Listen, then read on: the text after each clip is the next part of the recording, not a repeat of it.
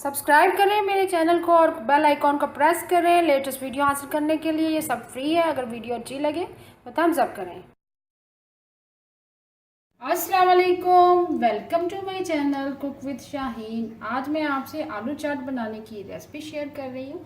चलिए अपनी रेसिपी को हम स्टार्ट करते हैं। चटपटी आलू चाट बनाना स्टार्ट करते हैं। 250 ग्राम मैंने आलू लिए। आलू को बॉईल करने के बाद इस शेप में मैंने काट लिया बारीक बारीक। अब प्याज शामिल करेंगे।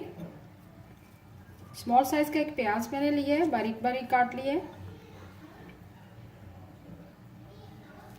वो शामिल करेंगे। बहुत ही ज़बरदस्त चटपटी चाट बनती है।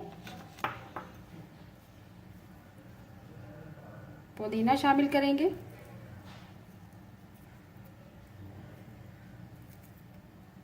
बारीक कटा हुआ।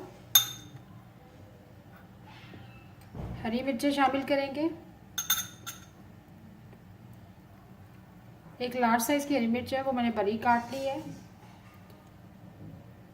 हरा धनिया भी शामिल कर देंगे, बारीक कटा हुआ। टमाटर शामिल करेंगे। स्मॉल साइज का एक मैंने टमाटर लिया है, बारीक बारीक काट लिया है।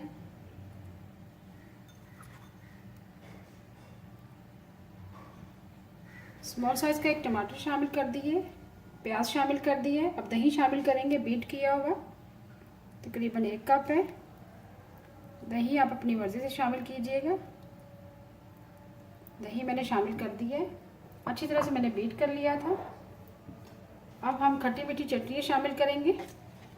सबसे पहले हम इमली की चटनी शामिल करेंगे, होममेड बनी हुई है। इसकी रेसिपी आप मेरे YouTube चैनल पर देख सकते हैं।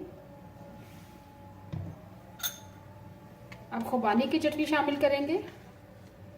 इन चटनियों से बहुत ही ज़बरदस्त फ्लेवर आएगा आलू चाट का। 2 टेबल स्पून भर के। अब लास्ट में हम चाट मसाला शामिल करेंगे, तकरीबन 1 टीस्पून हाथ की मदद से स्प्रिंकल करेंगे। और लास्ट में हम पापड़ी शामिल करेंगे।